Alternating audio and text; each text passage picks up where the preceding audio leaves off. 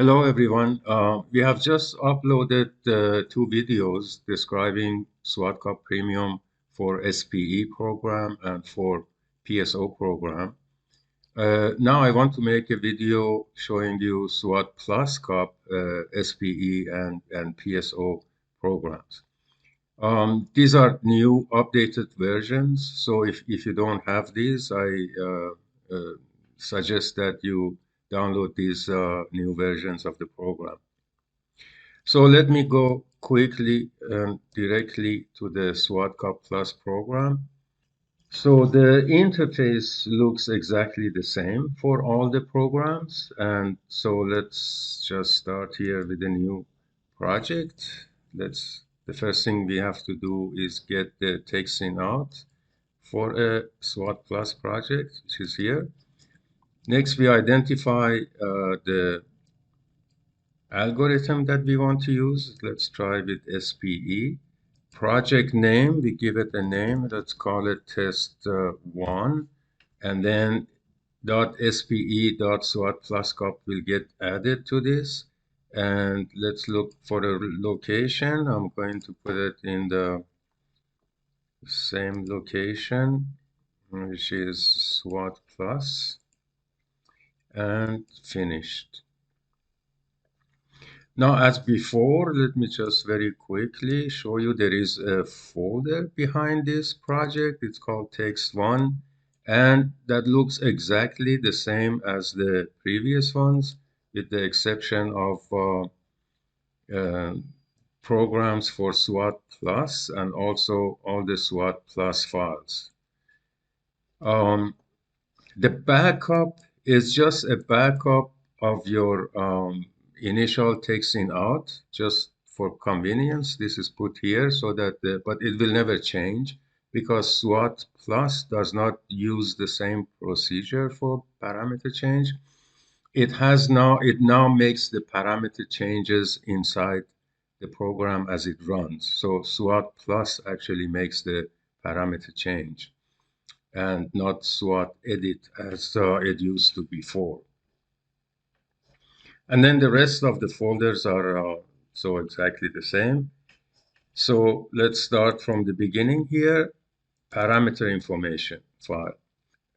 As I just said, SWAT Plus changes the program, the parameters internally, but we have to identify what these, specify what parameters we want to calibrate. I kept the same format as before here because I find this format more elegant than what SWAT Plus uses. Let me show you. SWAT Plus uses parameters similar to these parameter calibration parameters.cal. These are the parameters that SWAT Plus can handle, as I understand. There is another program file, calibration.cal. Calibration.cal has the parameters that you are trying to calibrate. So this is such a format. SWAT Plus uses such a format. It is less elegant than what we have in SWATCUP, but in order to keep the format of SWATCUP, we wrote another program that will translate our format to this format, so that SWAT Plus can understand this. So, but as far as SWATCUP is concerned, you're dealing with the same format of the parameters. So here I have 8 parameters and 32 simulations, and then these are our 8 parameters. Next file is again the same thing. You have to specify the beginning and the end of the simulation. Now the difference comes here. Time simulation here is where you specify the timing, the beginning and the end of the simulation. And as far as I understand, I have to confess I am not too familiar with SWAT Plus, and but I understand it can have a different ways of handling the output and the simulation with different intervals. But as far as we are concerned, we would like to keep such a format. This means from the 1st of January of 2004 to the 31st of December of 2006. So when these are 0, that means daily. And the step also should be 0.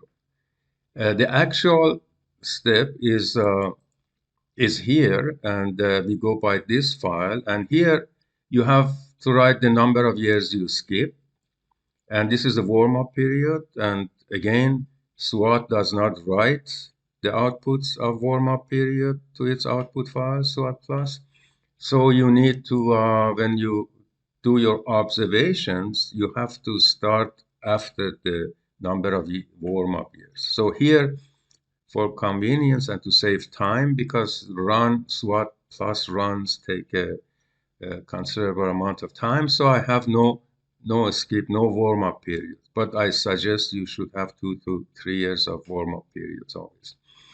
And then this is the start day of when SWAT prints the output. So in the previous file, this is the start day of the simulation, and that is here the start day of printing. I don't know why there is such a differentiation, but anyhow, these are different. But as far as, again, we are concerned, once you have this format, here you can have such a format, put everything to 0, except for number of skip years, and the interval should also be 1. 1 means daily. And then you come to the specific, these are how you can specify the outputs. I don't understand this too well yet. But here is where you specify if you want the printout to be daily, monthly, yearly, or average annual for the period of simulation. There are a lot of output files. We cannot handle all these output files yet. We only handle about 6 of them. I will show you the ones that are here.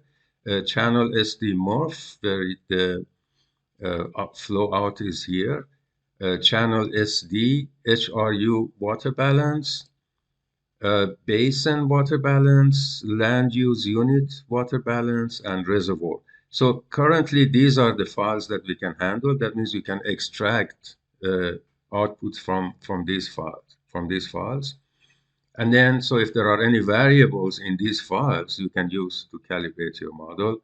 Or if you want to have no observation, you just want to see how a variable is simulated, you can again extract it from one of these files. You can, at the same time, you can have a daily, monthly, yearly, and average annual output. Unlike before that you could only output one time step, here you can output all these time steps. And this, in my opinion, is very good because you often have monthly data, but then you may have some daily data collected at a daily basis. Or you may have some annual data, as it, for example, for sediment or nitrate, you may have annual loads and some monthly or daily values.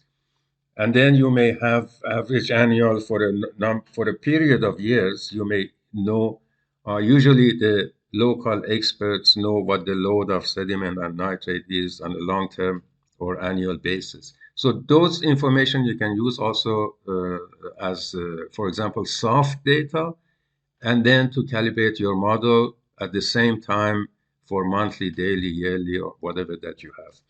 And then yes means, Y means yes, you want all these printouts. And now we are printing some of these files like land use unit and SD, channel SD and channel SD MRF are here, and reservoir is here, and so on. So this is really the main difference. There is another file and that you need to pay attention to. It's not here, unfortunately. I maybe could have bring it here. Let me go to the project here, and that file is file.cio, very different from previous file.cio. But this line here indicates that you want to do calibration. This stands for change, I assume, and this file and this file have to be here. So this line should be like this in your project. If you don't have this line, or if there is nothing here, then the change will not take place. Okay, so you have to pay attention to this. Now, the rest, the absolute, it's not necessary here because, as I said, SWAT changes the files, the parameters internally, so we don't have absolute value, and it's actually, this is in this file. Let me also show you that. I have already shown you this in the calibration parameters. So here is the absolute, the minimum and the maximum in this form for the parameters that SWAT uses.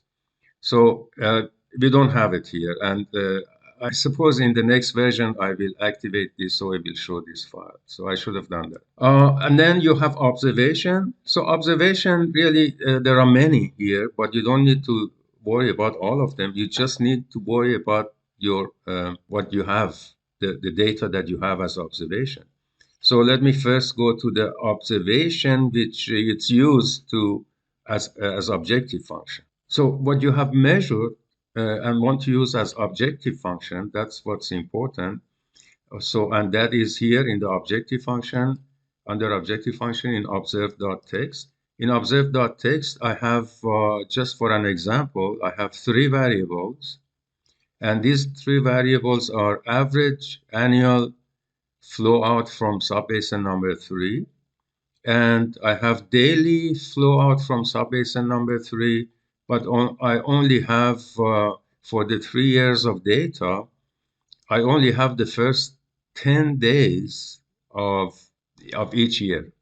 So in 2004, I have the first 10 days. I measured daily data. In 2005, I have the first 10 days. And in 2006, I have the first 10 days. So that's how the timing looks like. Please pay attention to the timing and the missing data in between.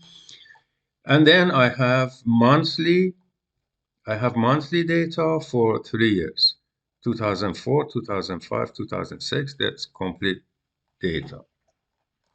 So I have these, so I only have to extract these. So I go back here to the observation, so I have to give here the files that I need to extract, and these are in SDMorph. So I need SDMorph monthly.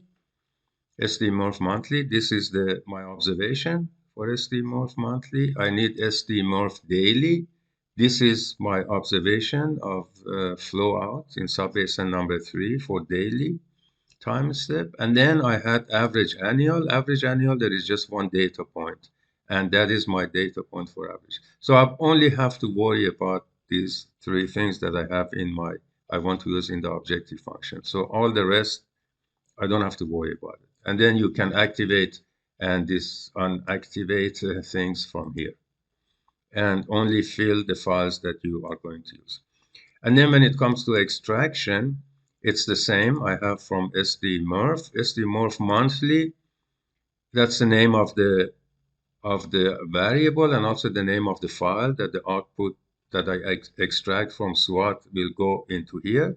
And then there is daily. I have daily, and now I put day here to separate it from monthly because these are the same variable. So these names have to be unique because you keep writing into these files. So for month, I add a M at the beginning. For day, I put a D at the beginning. And then for average annual, I put AA at the beginning to show where it comes from. And then you have the definition file. So the definition file is just everything the same as previous, the same as SWAT Premium. So SPE is the name of the algorithm, and channel SDMorph is the name of the SWAT file in a monthly time step. I have one variable from column number 10, which is flow out. I have 225 units. Now, this is another important thing that you have to pay attention. This could get very confusing if you use intervals and print at different intervals. So here you have to, let me again go to the project here and show you SWAT plus output. So if I go to SDMorph, channel SDMorph AA, for example, here is what the output looks like. This is column number 10. The flow out is here. Now we have SWAT plus unit. Now, this is always sequential number from beginning to the end of the number of channels. But GIS ID and name, this is also name of the channel. I guess is channel 1, channel 2, all the way to channel 225. Here, they all three columns are the same. But sometimes you don't have some channels for some reason. This is sequential. This number is sequential from beginning to the end, but this number could be different. Maybe it's not the same. So I noticed in some, I don't know the reason for that, but some, the channels are not there. So for that reason, if you come to 11 here, you will see 12. You will see channel 12 in front of unit 11. So because we don't know which one is missing, and this is always sequential, so you need to indicate the unit number. So if you want, for example, channel 11, and the unit number of channel 11 is 9, then you have to use 9, right? Because this channel 11, I mean, I don't know how to show that, but it will be, you will have, for example, 9 is missing, so you will have 10 here, and channel 10 here. It would be something like this. This is 9, this is 10, and this is. So if you want output from channel 10, you need to select unit 9. So you have to choose the unit number corresponding to your channel. Okay, I hope this is clear. Now, so here is unit number. So total number of units in the project, and then number of, because we need a continuously sequential number, so we know what to extract. And then it's monthly, so you write the year and the month. So in the SWATplus-CUP, you can actually extract from any month. So from month 5, if your data begins from 5 and your SWAT output files begin from month 5, then you can also extract from month 5. So you don't need to go from beginning to the end. You don't need to go from 1 to 12. That's what I mean. Because before you had to do that. And then daily is the same thing, but daily here you can indicate year, month, day, and again you can extract from any day to any day, so long as this corresponds to the SWAT output file. And then the average annual, the same thing. So this is all you have to do, which is a little bit maybe different from previous versions, but everything else is the same. And when you run the program, the post-processing is exactly the same. So I don't think I have to go through that again. You can watch the previous video for SWAT Premium, which would be exactly the same. And the objective function, so everything else is the same. So I hope that this makes it a bit clear how to run SWATplus. Is really very, very much the same. We try to keep the interface and the procedure the same as much as possible, and the format of all files and everything. So I hope that this small video would be useful to you. And I wanted to also show you if you want to build a SWATplus, SWATplus in PSO. So let me just quickly let me close this project.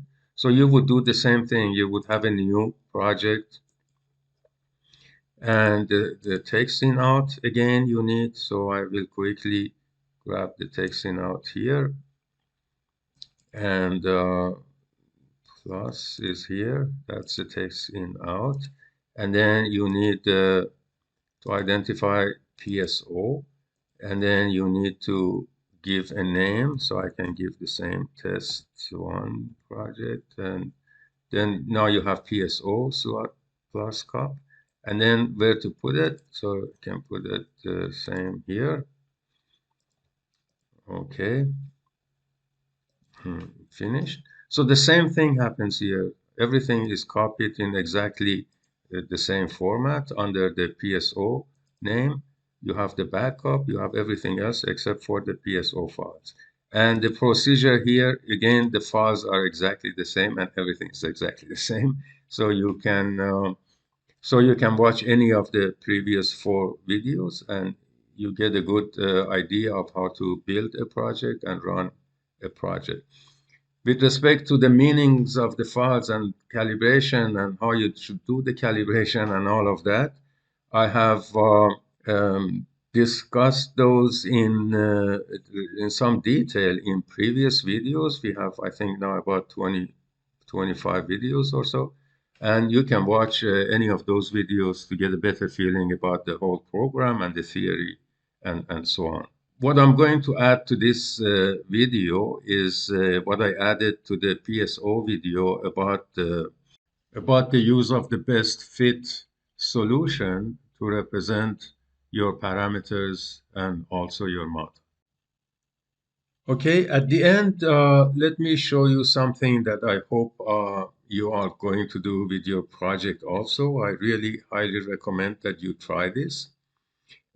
This is the paper that I talked about, is the fallacy in the use of the best fit solution in hydrologic modeling. And what I mean by that is that I'm going to use our project here that we just built. And I show you if you take the objective function, the goal function here, the goal.text, and then you just copy the simulations that you made. Here I only made 80 simulations, but if you have made more, it's even better.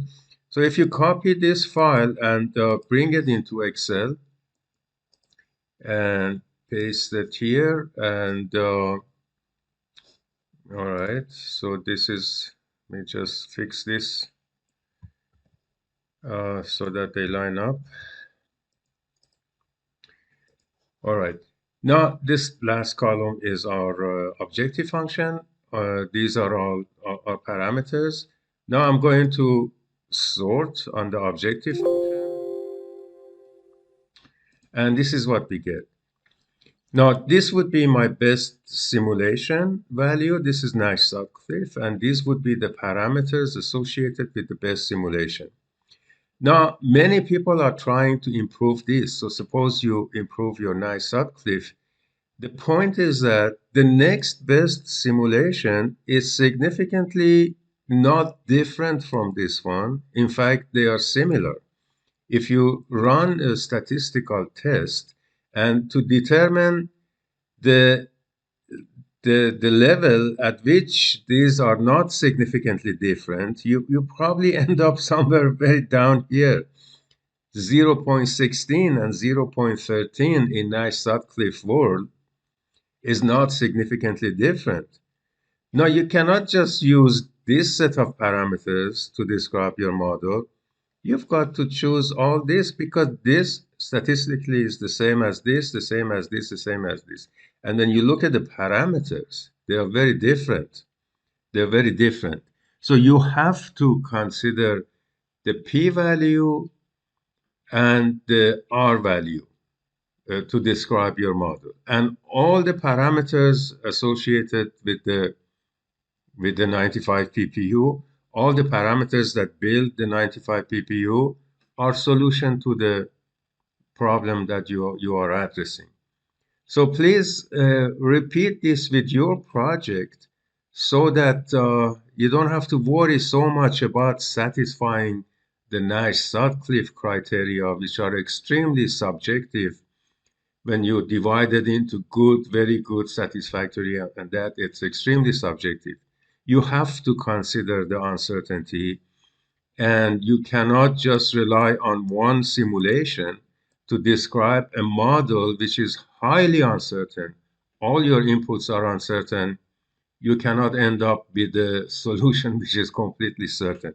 You have to consider the uncertainty, and for that reason, you need to focus on p-value and the r-value. There is a lot of room here to explore and to describe and to just find out what does all that mean.